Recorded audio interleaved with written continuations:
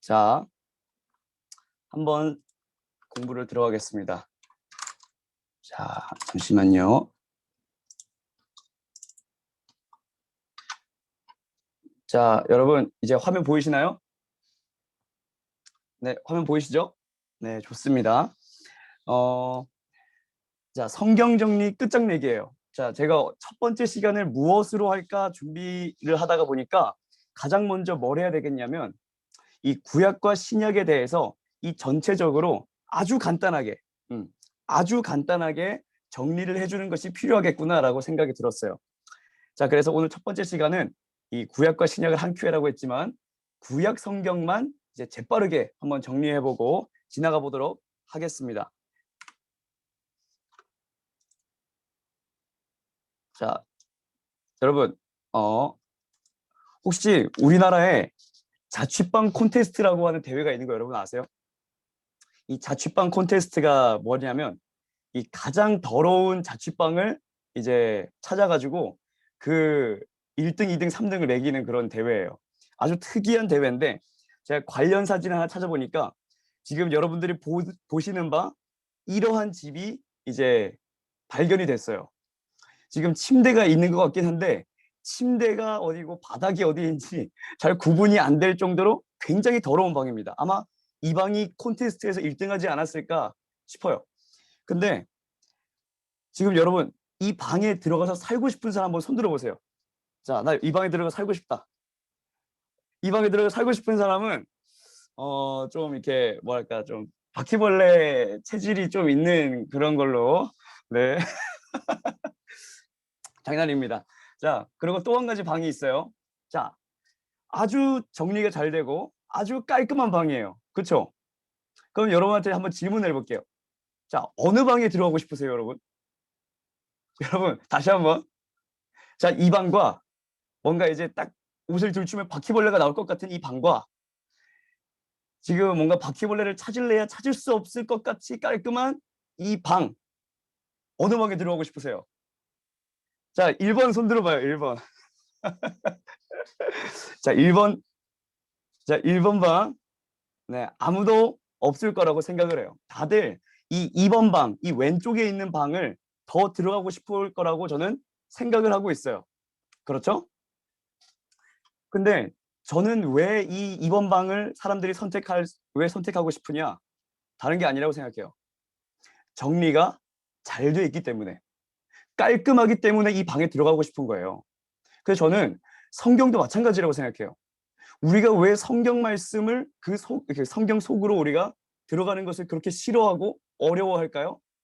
다른 것이 아니라 성경에 대한 개념이 정리가 안 돼 있기 때문에 마치 왼쪽 방이 아니고 오른쪽 방과 같이 내 머릿속에서 성경에 대한 그 개념이 정리가 안 돼 있고 막 뒤죽박죽 되어 있기 때문에 성경을 읽기가 싫어지는 거예요. 그 속에 들어가고 싶지가 않아지는 거예요. 그래서 여러분들에게 제가 도와드리고 싶은 것은 뭐냐면 성경 속으로 여러분들이 더 자연스럽고 친근감을 가지고 그 속으로 들어갈 수 있도록 성경을 정리해 주는 것이 제가 여러분들한테 드릴 수 있는 도움이라고 저는 생각을 합니다. 자, 그러면 오늘 학습 내용을 한번 보겠습니다. 자, 오늘의 학습 내용은 딱 한 가지예요. 저는 복잡한 거 싫어하거든요. 딱 한 가지예요. 뭐냐면 구약을 이제 4개로 이제 나누어 볼 거예요. 이 4칸짜리 서랍에다가 구약 39권을 착착착착 정리를 해서 이제 채워 넣어 볼 거예요.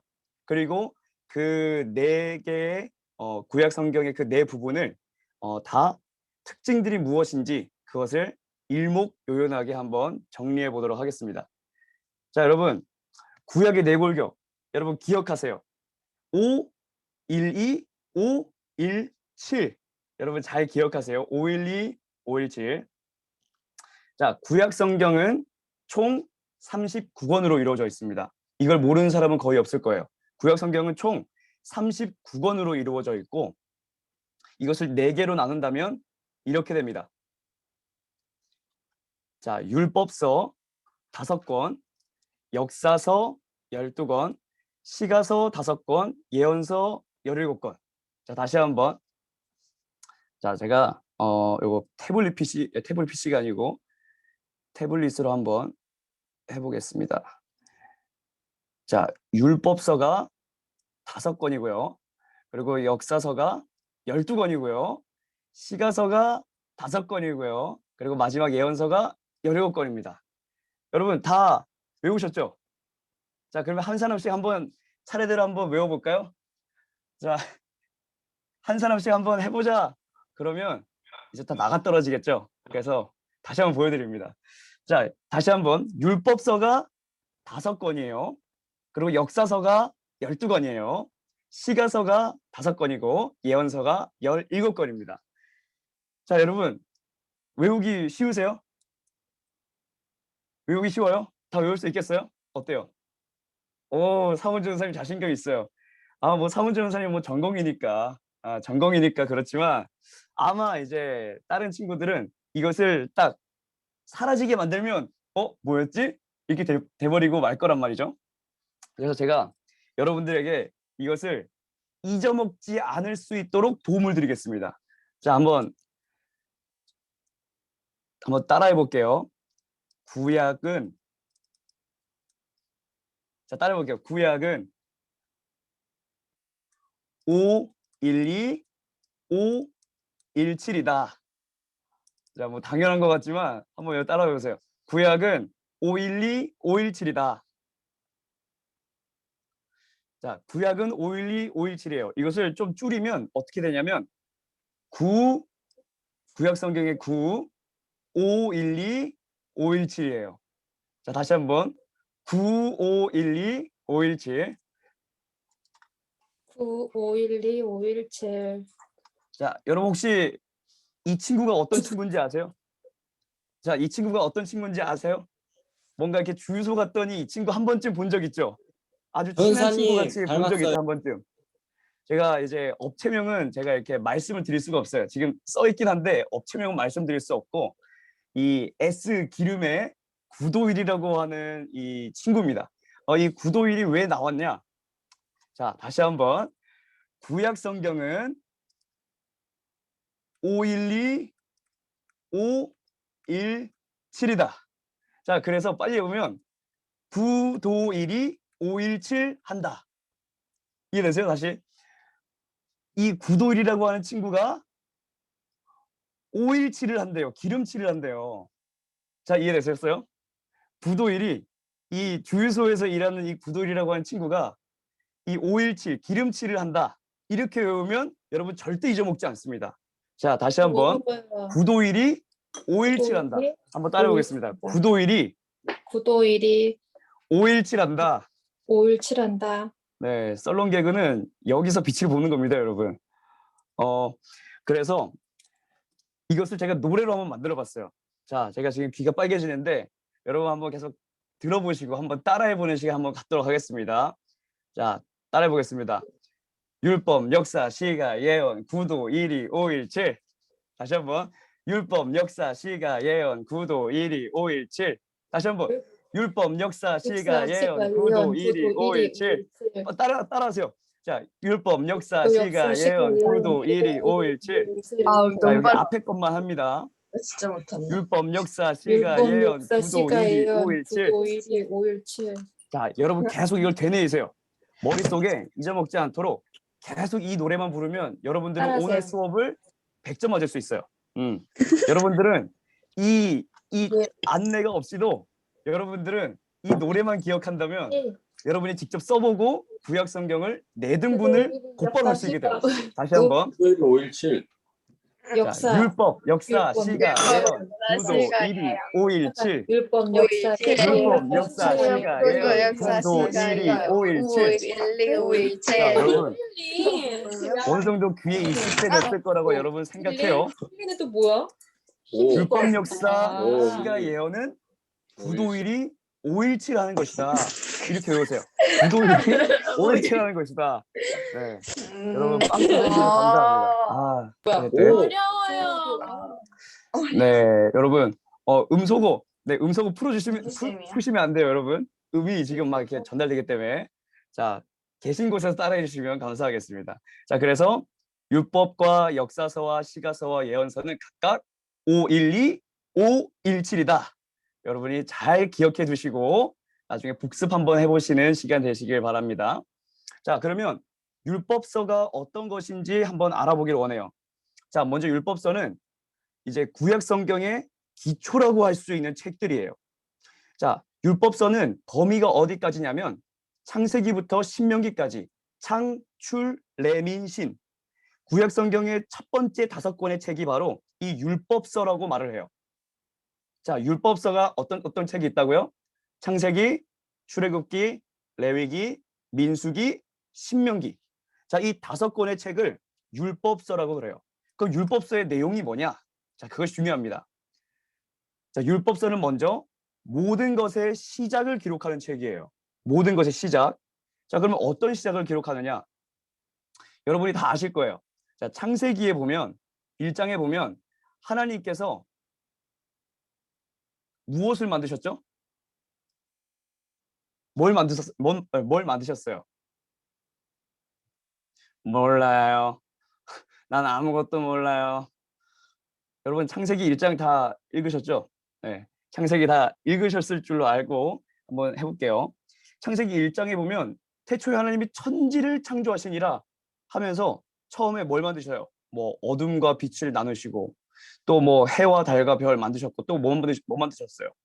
땅과 하늘, 또 뭐 바다도 만드셨고 또 뭐 물고기, 하늘의 새, 또 들에 기는 뭐 짐승들, 그리고 마지막에 우리 인간들을 만드셨어요. 그래서 모든 것의 시작을 기록하고 있다고 했는데 가장 첫 번째 시작은 뭐냐면 모든 피조물, 제가 글씨를 잘 못 써가지고 자, 모든 피조물의 시작을 말하고 있습니다. 그리고 또 한 가지 시작을 기록하고 있어요. 어떤 시작이냐면 죄의 시작을 기록하고 있습니다. 죄. 우리가 죄를 계속 회개해야 된다 그러는데 그 회개해야 될 죄가 가장 최초로 기록되어 있는 곳이 바로 이 율법서, 그 가운데에서도 창세기예요. 아담과 하와가 하나님께서 이 동산 중앙에 있는 선과 악을 알게 하는 나무의 과실을 먹지 말라 그랬는데 어떻게 했어요? 불순종했잖아요. 그래서 인류 첫 번째 죄는 뭐 불순종이다라고 말하는 사람도 있고 어떤 사람들은 교만이다라고 말하는 사람도 있어요. 그래서 가장 최초의 죄가 이 율법서에 기록이 되어 있어요. 그런데 하나님은 이 죄만 기록하시는 게 아니고 무엇을 또 이제 어떤 시작을 또 기록하시냐면 구원의 시작. 자, 제가 펜을 잘 못 써가지고 자, 구원의 시작 또한 기록하고 있어요. 한번 생각해 보세요. 아담과 하와가 선악과를 먹고 에덴 동산에서 쫓겨날 때 하나님께서 이 아담과 하와를 위해서 뭘 만들어 주셨죠? 아세요? 무슨 옷을 만들어 주셨잖아요. 무슨 옷이죠? 가죽옷. 그렇지. 가죽옷을 만들어 주셨어요. 근데 여러분 한번 생각해 보세요. 가죽옷을 만들려면 반드시 어떤 동물이 죽어야 돼요. 이해되시죠?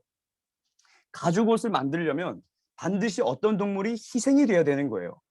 그런데 하나님은 이 죄로 인해서 죽어야 하는 아담과 하와를 대신해서 그들을 쫓아내시긴 했지만 그들에게 어떤 일을 해주셨냐?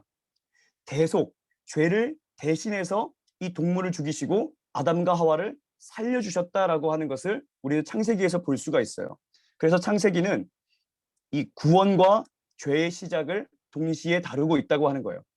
자, 또 한 가지 시작이 있어요. 그것이 뭐냐면 이스라엘 민족의 시작입니다. 자, 여러분 창세기 50장이 어떤 이야기로 끝나는지 여러분 아세요 혹시?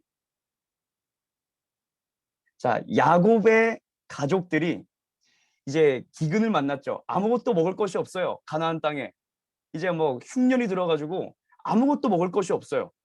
그래서 야곱의 가족들이 요셉이 국무총리로 있는 그 이집트, 애굽으로 가서 이제 그곳에서 사는 것으로 창세기 50장이 딱 끝이 나요. 여러분 머리에 그려져요? 딱 끝이 나요. 그런데 이 애굽으로 들어갈 때는 약 70인, 약 70명의 가족이 들어갔지만 출애굽기 이제 초반부에 보면 이제 이 사람들이 생육하고 번성하여 이제 엄청나게 수가 많아졌다라고 하는 것을 기록하면서 나중에 출애굽하고 난 이후에 이제 몇 명이나 기록이 되냐면 남자만 60만 3,550명입니다. 6천 명이 아니고 6만 명이 아니고 남자만 60만 3,550명이 기록이 돼요. 그러니까 뭐 아들, 딸, 뭐 아내, 뭐 이런 사람들까지 다 합하면 곱하기 4 정도는 해야겠죠. 60만 3,550명 곱하기 4 하면 뭐 약 240, 50만 정도 되는 거죠. 그러니까 70명이 약 400년의 시간 동안 60만 3,550, 더 나아가서는 250만의 민족이 되었다라고 하는 것을 이 율법서는 기록을 하고 있어요. 그래서 모든 것의 시작을 기록하는 책이 바로 이 율법서라고 하는 거예요. 자, 그러면 또 무엇을 기록하고 있느냐? 하나님의 성품에 대해서 자세히 기록을 해주고 있어요. 자, 하나님의 성품은 약 10가지로 우리가 정리를 해볼 수가 있어요. 뭐 더 있겠지만 10가지예요. 뭐 사랑의 하나님, 뭐 왼쪽부터 오른쪽까지 하면 사랑의 하나님, 뭐 진리이신 하나님, 뭐 거짓이 없고 진리이신 하나님, 그리고 심판을 하시되 죄를 심판하시되 공평하게 심판하시는 하나님, 그리고 죄와는 전혀 상관이 없는 거룩하신 하나님, 또 전지 모든 것을 아시는 하나님, 편재하시는 하나님, 어디에나 계시는 하나님이라는 거예요. 그리고 못할 것이 없는 전능하신 하나님, 그리고 주권적으로 일한다. 이것은 무슨 말이냐면 누구랑 뭐 회의를 해가지고 야 우리 이거 하자 이거 하자 이렇게 회의를 통해서 이제 계획하시는 것이 아니라 하나님의 뜻을 하나님께서 스스로 일하시는, 주권적으로 일하시는 하나님, 그것이 바로 주권이라고 하는 거죠. 그리고 영원하신 하나님, 불변하시는 하나님, 변하지 않고 영원하신 하나님, 이렇게 10가지의 성품이 바로 율법서 안에 기록이 되어 있다고 하는 것을 우리가 생각을 하고 읽었으면 좋겠어요. 자, 그리고 또 한 가지 무엇을 기록하고 있느냐? 율법서는 우리를 향한 하나님의 뜻. 나는 너희들이 이렇게 살았으면 좋겠어. 내가 거룩하니 너희도 거룩할지어다. 하나님께서 우리들에게 어떤 뜻을 가지고 계신지 그것에 대해서 이제 알려주고 있는데 가장 잘 표현된 것이 바로 십계명이죠. 십계명. 하나님께서 시내산에서 이제 모세에게 돌판에 적어주셨던 그 10가지 계명, 십계명이 하나님의 뜻을 가장 잘 드러내고 있어요. 자, 그 다음으로 이 역사서를 살펴보게 되면, 자, 역사서는 이 설명이라고 하는 한 단어로 압축될 수 있어요. 자, 역사서는 여호수아서부터 이 에스더서까지 12권의 책입니다. 아까 우리 외웠죠? 5, 1, 2, 1, 2. 그래서 여호수아서부터 에스더서까지의 이 역사서가 이제 어떤 특징들을 가지고 있느냐? 자, 여러분 집중 잘 되시죠? 네, 어려우세요? 혹시? 어려우세요? 이거 어려우면 안 되는데. 자, 어렵지 않아요. 자, 여러분 그냥 흘려듣듯이 외우려고 하지 말고 흘려듣듯이 그냥 쭉 들어보세요. 자, 역사서는 특별한 관점을 가지고 있어요. 우리가 역사를 기록할 때 역사가들은 다 자기만의 관점들이 있거든요. 뭐 교과서 안에서도 뭐 역사를 막 이렇게 나왔잖아요. 근데 그 역사도 사건과 관점이 있는 거예요. 어쨌든 어려운 말 안 할게요. 역사가들은 각자의 관점을 가지고 기록을 하는데 이 성경에 나오는 이 12권의 역사서는 어떤 관점을 가지고 있느냐? 율법에 순종했니? 안 순종했니? 이러한 관점을 가지고 모든 것이 기록되어 있다고 하는 거예요. 자, 한번 예를 들어 볼게요. 자, 여기 보면 이 두로의 상선이라고 하는 그림이에요. 제가 이 그림을 왜 갖고 왔냐면 여러분 이 구약 성경에 보면 두로와 시돈이라고 하는 이 도시 국가가 이제 좀 자주 나오거든요. 두로와 시돈. 그런데 이 두로와 시돈을 합해서 이 뭐라고 부르냐면 이 성경 안에 나와 있지 않지만 페디키아. 혹시 여러분 피닉스라고 하는 새 아세요? 피닉스? 죽지 않는 불사조. 이게 피닉스잖아요. 이 피닉스가 이 페니키아 민족에게서 나온 그런 전설이에요. 어쨌든 뭐 두로와 시돈, 페니키아, 우리나라는 절대로 죽지 않을 거야. 우리나라는 절대로 없어지지 않을 거야. 라고 하는 그런 어떤 염원을 담은 신화적인 그 새가 피닉스, 불사조예요. 어쨌든 뭐 이걸 내가 왜 말하는지 모르겠지만 어쨌든 이 두로와 시돈이라고 하는 나라는 한마디로 말하면 갑부입니다. 갑부. 돈이 엄청나게 많아요. 돈이 엄청나게 많아요. 그래서 두로와 시돈 하면 벌써부터 얘네들은 부자 나라, 이러한 인식이 쫙 깔려 있어야 돼요. 그래서 이 두로와 시돈은 지금 보시는 바와 같이 이러한 배를 타고 이제 세계를 이제 다니면서 이 해상 무역을 했던 그런 민족이에요. 그러니까 상인의 기질이 다분했던 그런 민족들. 근데 우리 성경에 보면 이 가장 악했던 왕이 이제 아합이라고 하는 왕이거든요. 근데 아합의 아버지가 오물이라고 하는 왕이에요. 예, 그냥 들으세요. 외우지 말고 들으세요. 너무너무 어려운 사실이니까 외우지 말고 들으세요. 어쨌든 이 아합의 아버지 오므리 왕이 있었는데 이 오므리 왕은 이 두로와 시돈이라고 하는 나라와 굉장히 친하게 지냈어요. 친구처럼 지냈어요. 그래서 이 두로와 시돈이 이제 벌어들여오는 그런 막대한 양의 돈들을 이 북이스라엘에 이제 가져올 수 있었던 거예요. 그러니까 오므리 왕은 한마디로 말하면 이 두로와 시돈 동맹을 잘 맺어서 나라를 부강하게 했던 왕, 그렇게 표현을 할 수가 있는데 성경은 이 왕에 대해서 뭐라고 평가를 할까요? 성경은 이 나라에 대해서 뭐라고 평가를 할까요? 자, 한번 보겠습니다. 자, 성경은 이 나라가 아니고 이 왕에 대해서 뭐라고 평가하냐면, 자, 한번 제가 읽어볼게요. 열왕기상 16장 25, 26절입니다. 오므리가 여호와 보시기에 악을 행하되 그 전에 모든 사람보다 더욱 악하게 행하여. 네, 쉽게 말하면 이거예요. 나쁜 놈이라는 거예요. 너는 이제 쳐 죽일 놈이라고 하는 거예요. 분명히 오므리가 이제 역사적으로 이제 기록들을 살펴보면 굉장히 이제 나라를 부강하게 했던 왕이거든요. 그런데 그러한 부강하게 했던 업적들은 단 한 단어도 쓰여 있지 않아요. 성경에. 오로지 뭐라고 말을 하느냐. 오므리가 여호와 보시기에 악을 행하되 그 전에 모든 사람보다 더욱 악하게 행했다. 그 나쁜 놈이다 라고 평가를 하면서 끝내버려요. 그러니까 성경은 율법을 어떻게 지켰느냐의 관점을 가지고 모든 역사를 풀어나가고 있다. 우리가 그것을 이제 기억하면 좋을 것 같아요. 자, 좀 더 빨리 할게요.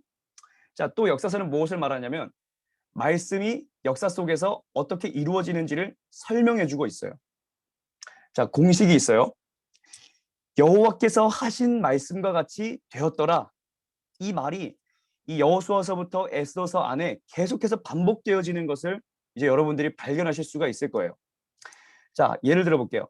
자, 열왕기상 14장 18절에 온 이스라엘이 그를 장사하고 그를 위하여 슬퍼하니 여호와께서 그의 종 선지자 아히야를 통하여 하신 말씀과 같이 되었더라. 그러니까 쉽게 말하면 하나님이 말씀하신 그대로 됐잖아. 거봐 그대로 됐지. 그대로 됐지. 그거를 지금 말하고 있는 거예요. 또 그 시대에 베델 사람 히엘이 여리고를 건축하였는데 그가 그 터를 쌓을 때에 맏아들 아비람을 잃었고 그 성문을 세울 때에 막내 아들 수굽을 잃었으니 여호와께서 눈의 아들 여호수아를 통하여 하신 말씀과 같이 되었더라. 여기서도 야 거봐 여호수아가 말한 그대로 됐지. 하나님께서 말씀하신 그대로 됐지. 또 여호와께서 그의 종 선지자들을 통하여 하신 말씀과 같이. 이러한 공식, 여호와께서 하신 말씀과 같이 되었더라 라고 하는 공식이 계속해서 반복되어지는 것을 여러분들이 보실 수가 있을 거예요. 자, 또 마지막 특징은 역사의 흐름은 어떻게 되냐. 정복, 정착, 포로, 회복, 이러한 네 개의 흐름으로 기록이 되고 있지만 사실상 이 정점을 이제 딱 찍고 전체를 살펴보게 되면 이 다윗을 기준으로 이제 모든 역사를 살펴보게 되면 하강곡선입니다. 다윗 때 아주 최전성기를 찍었다가 다윗 솔로몬 때 최전성기를 찍었다가 점점 내려가다가 완전히 몰락해버리는 그러한 역사의 흐름을 역사서는 기록을 하고 있어요. 이것을 기록한 이유는 한 가지입니다. 인간이 아무리 이제 역사 속에서 하나님의 나라를 이제 구현하려고 해도 그것은 이루어질 수가 없다고 하는 거예요. 사람이 아무리 노력을 해도 역사는 아름다워질 수가 없다. 그래서 어떻게 되냐면 하나님께서 우리를 살려주시기를 기대합니다 라고 하는 그런 기대감을 갖도록 이 역사서는 모든 것을 하강곡선으로 정확하게 기록해 놓고 있다고 하는 거예요. 자, 여러분 이제 뭐 거의 실신할 정도가 되는데 자, 빨리 지나가도록 하겠습니다. 자, 시가서가 있어요. 우리 율법, 역사서 지났고 이제 시가서, 예언서가 남았습니다. 시가서를 살펴보면 욥기, 시편, 잠언, 전도서, 아가서 5권의 책을 이제 시가서라고 말을 하는데, 자, 그러면 시가서가 뭐냐? 시와 노래를 기록한 것, 시와 노래가 담겨 있는 이제 책들이라 해서 시가서라고 불려요. 그러면 이 시가서의 내용은 뭐냐? 하나님과의 관계에서 있었던 일을 그대로 이제 기록해 놓은 것을 이제 시가서라고 말을 해요. 한번 생각해 보세요, 여러분. 시편에 어떤 내용이 기록되어 있을까요? 시편이 어떤 내용이 기록되어 있을까요? 자, 시편은 먼저 이제 하나님을 향한 찬양들이 기록이 되어 있어요.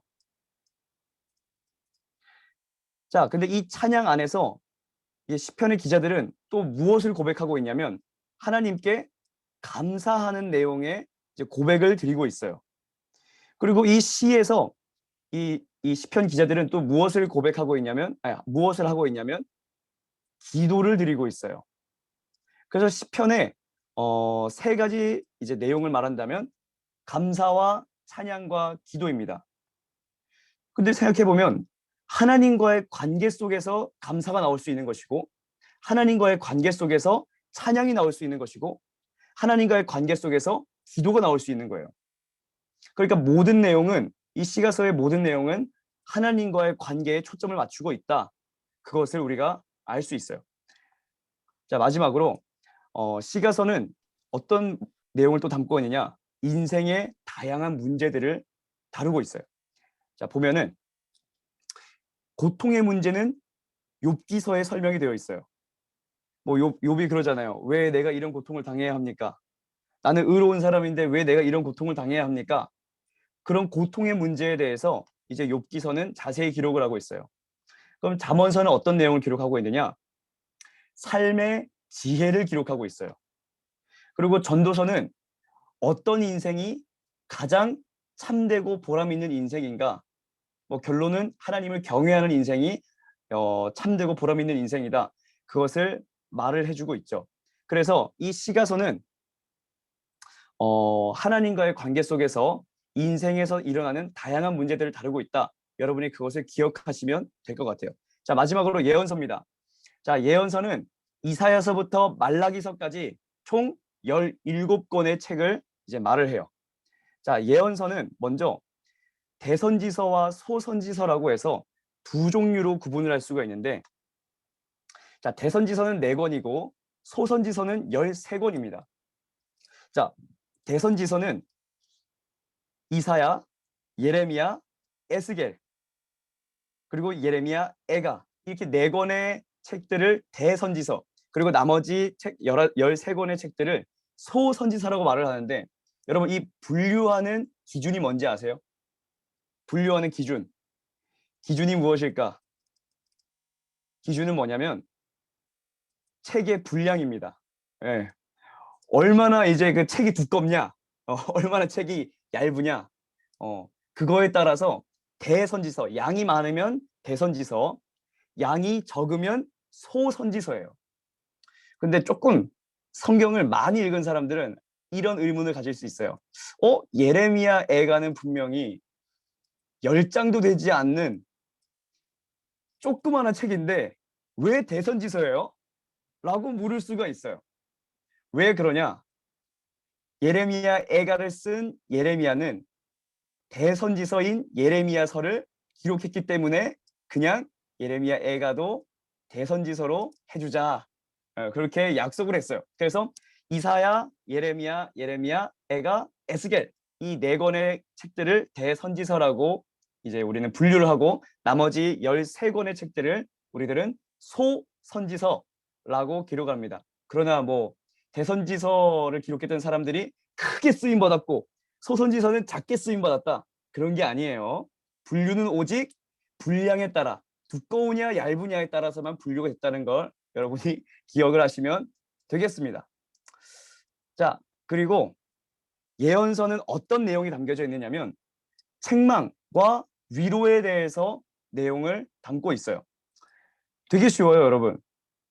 이스라엘 백성들이 이제 하나님의 말씀, 뭐 십계명, 뭐 이런 것에 순종했으면 이제 하나님께 칭찬해 주셨을 텐데 대부분의 이스라엘 백성들은 아까 역사의 흐름이 어떻게 된다 그랬죠?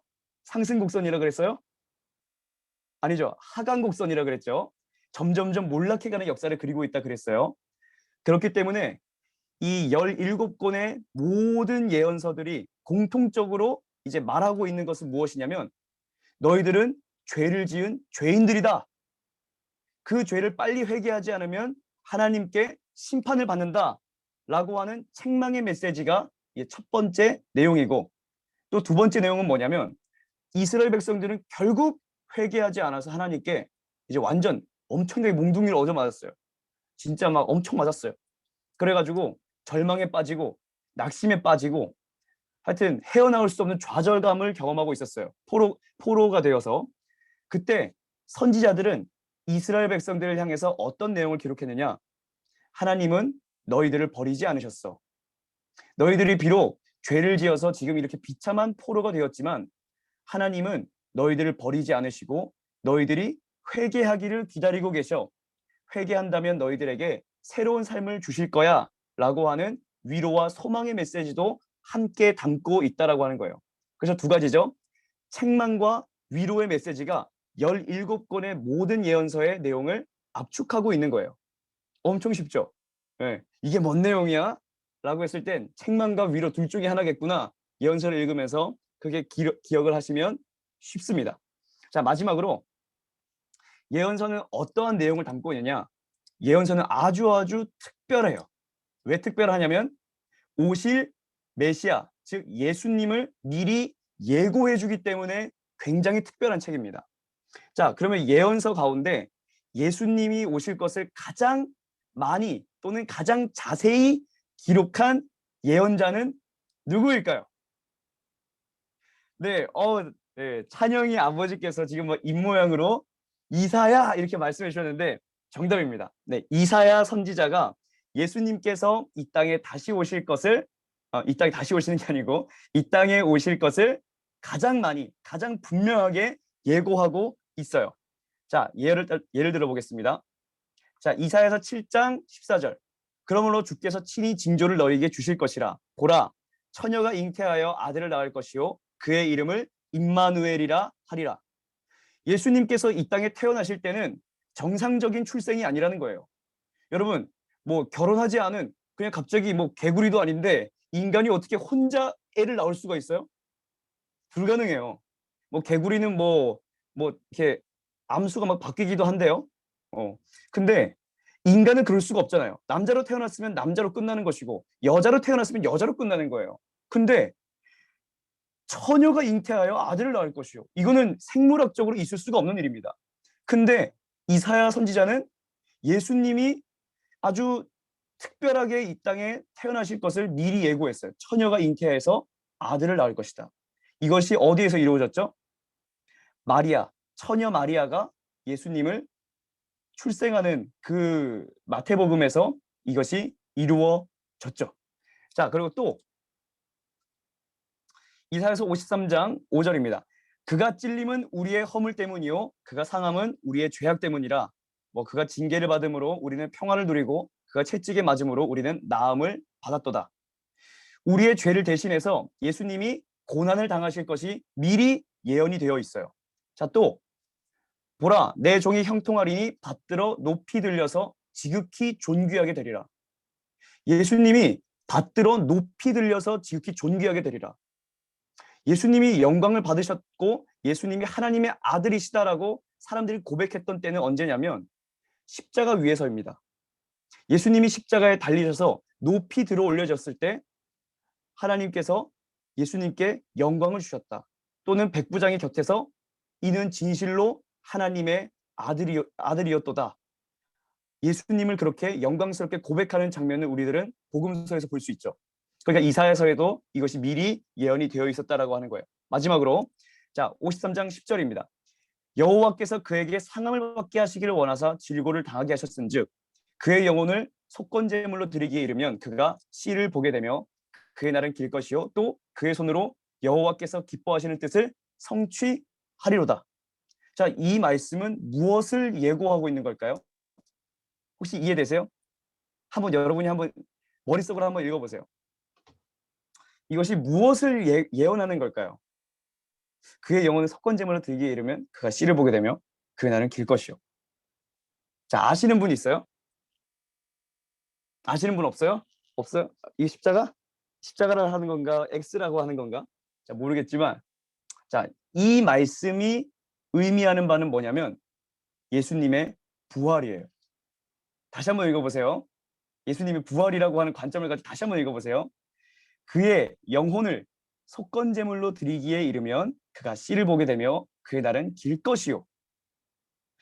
자, 속건제물이 뭐냐면 동물을 대신 희생제물로 죽인다는 거예요. 근데 생각해 보세요. 자기 영혼, 그러니까 자기 자신을 희생제물로 드리기에 이르면 그 뒤의 일을 우리가 볼 수 있어요? 내가 죽으면 그 뒤에 무슨 일이 일어날지 우리가 볼 수 있어요? 볼 수 없어요. 그런데 그의 영혼을 속건제물로 드리기에 이르면 하여튼 하나님 앞에서 내가 희생을 하게 되면 그가 씨를 보게 되며 후손을 보게 된다는 거예요. 믿음의 후손을 보게 된다는 거예요. 그리고 그의 날은 길 것이요. 죽은 사람이 무슨 숙명이 뭐 또 있어요? 없어요. 어떻게 죽은 사람이 그의 날이 길 것이요. 이건 있을 수 없는 일이에요. 이것은 무엇을 말하는 거냐면 예수님께서 십자가에서 대신 우리를 위해서 죽으신 후에 부활하실 거라고 하는 말씀을 미리 우리들에게 전달해 주신 거예요. 그렇기 때문에 예언서는 아주 특별한 책입니다. 책망과 위로를 담고 있기도 하고 특별하게 지금 우리에게도 굉장히 유효한 그런 이제 영향을 미치고 있는데 그것이 뭐냐면 예수님이 이미 몇백 년 전부터 기록되어 있었는데 그분이 이제 나타나셨고 그분이 너희들을 위해 죽으셨다라고 하는 것을 알려주는 책이에요. 자, 그래서 깔끔하게 한 줄 정리를 해드리겠습니다. 자, 끝났어요. 자, 아까 우리 노래 배웠죠? 율법, 역사, 시가, 예언, 구도, 1위, 5일, 7. 율법, 역사, 시가, 예언, 구도, 1위, 5일, 7. 자, 그래서 율법과 역사서와 시가서와 예언서는 512, 517입니다. 아이고, 지금 포인트가 좀 엇나가는데. 자, 율법, 역사, 시가, 예언은 512, 517이에요. 자, 그래서 정리를 하면 율법서는 모든 것의 시작을 담고 있다고 했고요. 그리고 율법서는 하나님의 성품 10가지를 기록하고 있다고 했고 또한 우리를 향한 하나님의 뜻이 기록이 되어 있는데 가장 잘 기록된 것이 바로 십계명 돌파입니다. 그리고 역사서는 12권인데 이 어떤 관점으로 기록되었냐, 말씀에 순종했냐 안 했냐 그 관점으로 기록되었다. 그리고 역사 속에서 하나님의 말씀이 어떻게 성취되었는가 그것을 기록하고 있다. 그리고 역사의 흐름은 하강곡선을 그리고 있다. 시가서는 시와 노래라는 뜻인데 그 내용은 하나님과의 관계 속에서 있었던 일들, 감사와 찬양과 기도 뭐 이런 것들을 담고 있고 그리고 인생의 다양한 문제들 그것들을 우리들에게 전달해주고 있다. 그리고 마지막 예언서 17권은 두 덩어리라 그랬죠. 대선지서와 소선지서가 있다 그랬어요. 이 나누는 기준은 뭐라 그랬죠? 두께에 따라 두께에 따라서 나눌 수 있다 그랬어요. 양에 따라서. 그래서 대선지서는 이사야, 예레미야, 예레미야애가, 에스겔 4권이라 그랬고요. 나머지 13권의 책들을 소선지서라고 했습니다. 그리고 예언서가 담고 있는 두 가지 메시지는 바로 책망과 위로라 그랬어요. 죄를 지었을 때 하나님 말씀에 불순종하고 죄를 지었을 때에는 심판과 책망의 말씀 그리고 이미 이제 하나님께 매를 얻어맞고 좌절에 빠진 사람들에게는 하나님의 위로와 소망을 주셨다라고 하는 거죠.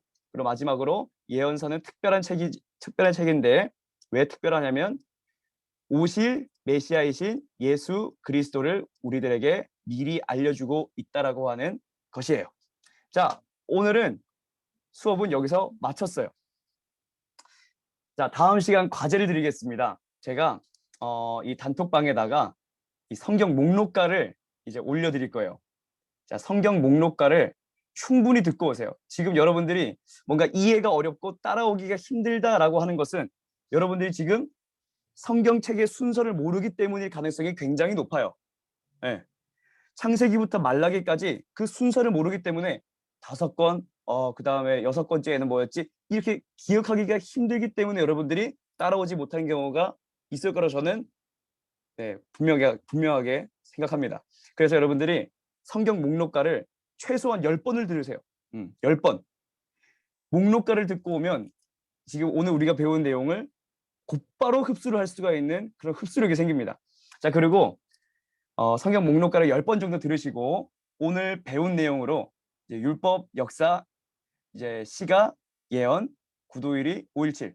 율법, 역사, 시가, 예언, 구도 1위, 517. 율법, 역사, 시가, 예언, 구도 1위, 517. 그걸 되뇌이면서 배운 내용을 가지고 한번 복습을 해보는 이제 시간이 되었으면 좋겠습니다. 자, 오늘 수업은 여기까지고요. 다음 주에는 신약 성경을 한 큐에 정리하기로 여러분을 찾아뵙겠습니다. 여러분 오늘 함께해 주셔서 감사하고요. 네, 다음 시간에 뵙도록 하겠습니다. 여러분 감사합니다.